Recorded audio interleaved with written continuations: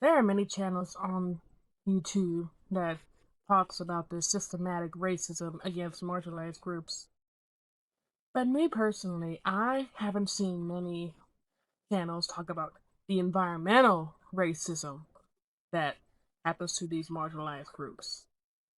And you might be wondering to yourself, well, what the heck is environmental racism? What does it have to do with systematic racism? Is that even a real term? Yes, it is. And I'm about to learn you something, so pay attention.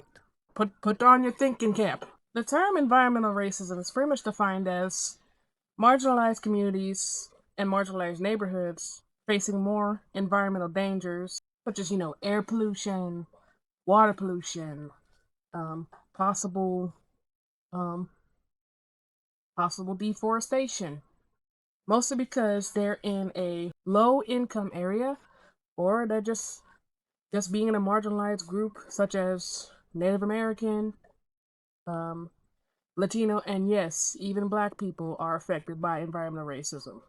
The main example of of environmental racism in the Black community is, of course, Flint, Michigan.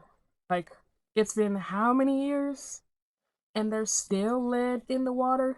Like, I don't get it. I don't get it at all. There are many. There are also many cases of environmental racism outside of the USA, but I would say the biggest one and probably the most um, detrimental if this place were to basically go up in flames. Spoiler alert: it's already happening.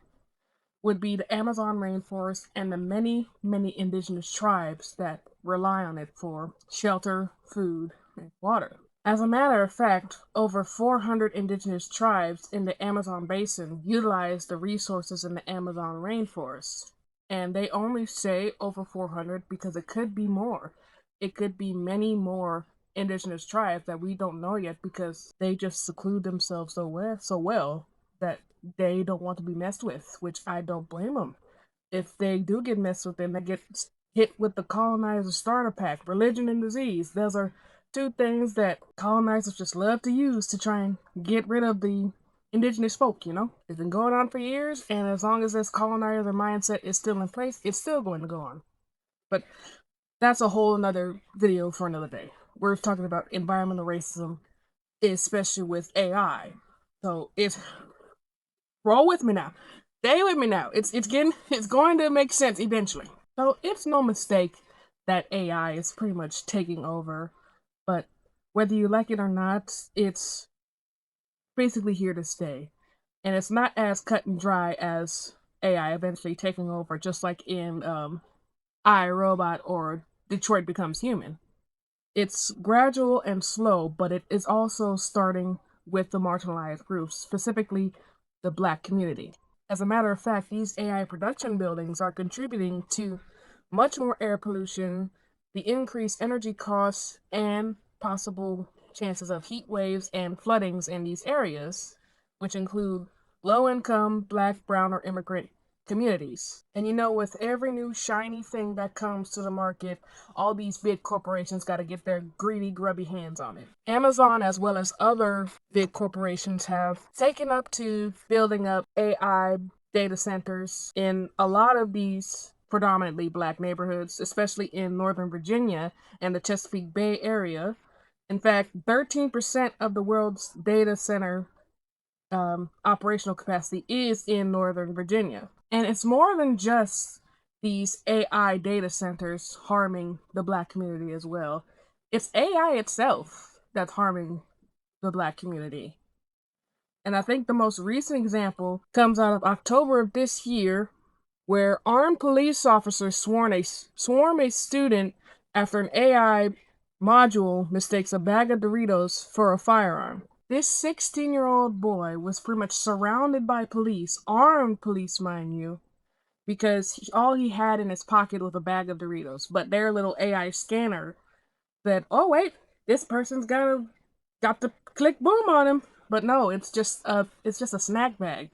And had there not been a more thorough search, then this kid would have lost his life. AI is becoming very dangerous in many more ways than just polluting water and air in the Black community and possibly getting our people killed. And I can spend much more time with talking about how AI has contributed to the many self deletions of children because they got so intertwined with the AI itself as a real person. But that's a totally different video from today. It's much more complex than just what I'm talking about with the environmental racism. Those are pretty much on a two different scales. But as of right now, there are currently 3,000 data centers operating all across the US, mostly in the South. But thankfully, people are fighting against this, making their voices heard about how this is very negatively impactful for the Black community. Black residents ranging from Virginia to Texas to everywhere in between, they are lobbying against AI centers being built and being operational in their communities because of the higher light bills, reduced drinking water, and just pollution in itself. But this is probably going to be one of my shortest videos because it's an ongoing thing because AI centers are still being built and people are still being negatively affected by this, especially in the Black community. But what do you guys think about this? Should AI centers be put in more populous areas, i.e., more urban and suburban? Basically, where all the, I'm just gonna say it, where all the white people live? Or should just, or should they just not be built at all? Should we just terminate AI? That's all I have on this for right now, since this, like I said, is an ongoing issue. Well, give me your thoughts in the comments down below. Thank you for tuning in on today and listening to me yap. Um, if you like this video, give it a like and share it across all platforms that you guys may use. And yeah, be sure to tune in next time when I have another think piece to talk about. And take care of yourselves, take care of each other, wash your hands. There's my cat back there. Anyway, wash your hands and stay hydrated. And I'll catch you guys next time. Take care now.